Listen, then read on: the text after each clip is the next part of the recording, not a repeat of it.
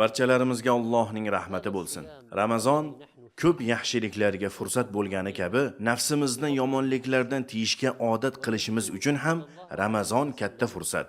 Rasululloh sallallohu alayhi va sallam bizlarni ro'zani buzadigan yoki ro'zani savobini ketkazadigan ko'p narsalardan ogohlantirganlar.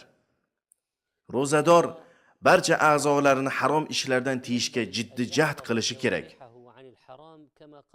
Jabir ibn Abdulloh radhiyallohu anhu aytganlar: ro'za tutganingda ko'zing ham, quloqing ham, tiling ham haromlardan tiyilib ro'za tutsin.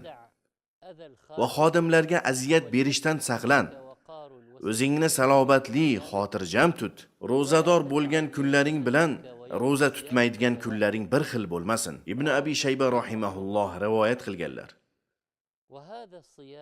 Albatta ro'zada Allohning farzini bajarish bilan birga harom ishlardan ham tiyilish lozim.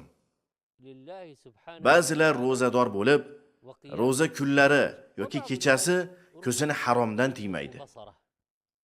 Axir ro'za haromlardan to'sadigan qalqon bo'lishi kerak.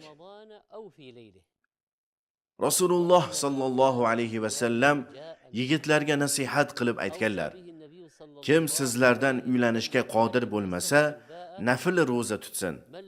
Chunki ro'za haromdan saqlovchi qalqondir. Ixlos bilan ado qilingan ro'za shahvatni, havoi nafsni tiyib yurishga yordam beradi. Albatta biz har doim ko'zimizni ham, quloqimizni ham, tilimizni ham, barcha a'zolarimizni haromdan saqlashimiz lozim. Va bizlarni bu narsaga Ramazon ro'zasi tarbiya qiladi. Alloh taolo barchalarimizni taqvodor kishilardan qilsin.